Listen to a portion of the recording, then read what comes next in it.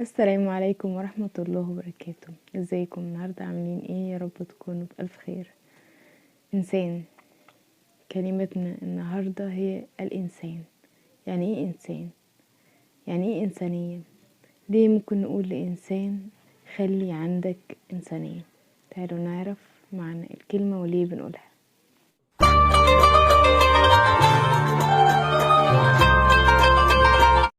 الإنسان، ليه أول البني آدم اتسمى الإنسان؟ أو ليه سيدنا آدم أو البشر اتسمى إنسان؟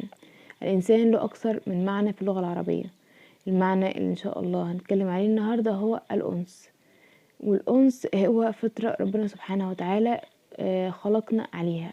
انت متقدرش تعيش لوحدك، عايش مع عيلتك، عايش مع شريكك، عايش مع أصحابك، منقدرش أبدا نعيش لوحدينا. والأنس هو الإنسان اللي بتأنس به، يعني تبقى مبسوط في وجوده. لو الإنسان منفر أو غليظ أو شديد احنا منقدرش نعيش معاه. عشان كده ربنا سبحانه وتعالى أمر سيدنا محمد انه يكون انسان هين لين.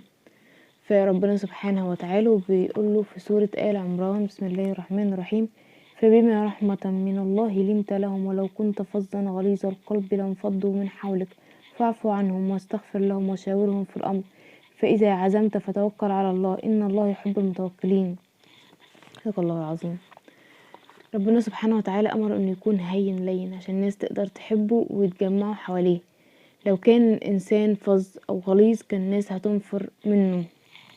فالناس دايما تفضل الشخص اللي يكون قلبه حنين، اللي يكون لطيف، اللي يكون هين، ودايما تنفر من الإنسان الفظ جدا.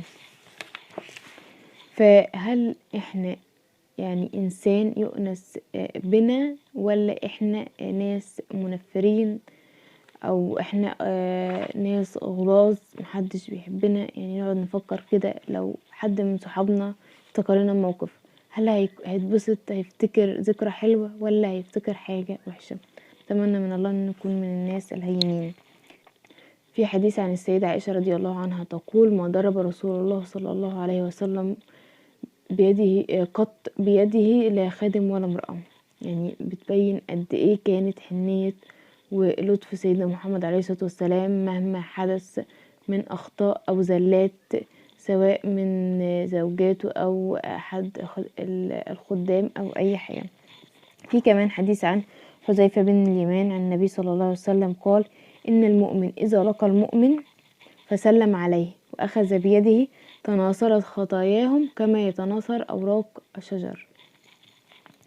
يعني لو انت جيت قابلت صاحبك، قابلت جارك، قابلت حد من قرايبك وسلمت عليه بس وانت بشوش مبتسم، كل اخطائكم تتناثر كأنها زي ورق الشجر كده، كأنها ما كانتش موجودة. عشان كده برضو سيدنا محمد عليه الصلاة والسلام وصانا بالابتسامة وقال انها صدقة. لو انت معكش النهاردة تصدق حتى بالجنيه، تصدق بابتسامة في وش اخيك، في وش اهلك، في وش اصحابك. ده كله بيبين قد ايه ربنا سبحانه وتعالى عايزنا هينين لينين، عايزنا انسان او عندنا انسانية. زي ما بيقول لحد كده: خلي عندك انسانية. نيجي كمان سيدنا محمد عليه الصلاة والسلام بيقول: اذا اراد الله باهل بيت خيرا ادخل عليهم الرفق. مسند احمد. سيدنا محمد عليه الصلاة والسلام بيقول ان لو ربنا عايز في البيت ده هدوء ورفق وجمال، يدخل على قلوبهم الرفق. يعني كل واحد فيهم يكون هين، الاخ باخواته، الاب باولاده وزوجته، الام باولادها. تحس ان البيت فيه ألفة، فيه رحمة، فيه جمال، وبيت هادي وجميل. كل ده يندرج تحت الانسان، معنى كلمة الانسان والانس. عشان كده ربنا سبحانه وتعالى سمانا انسان، اي نأنس ببعض. أتمنى من الله أن نكون إنسان، أن نكون عندنا إنسانية. ولازم نسأل نفسنا كل يوم: هل أنا إنسان أم غليظ؟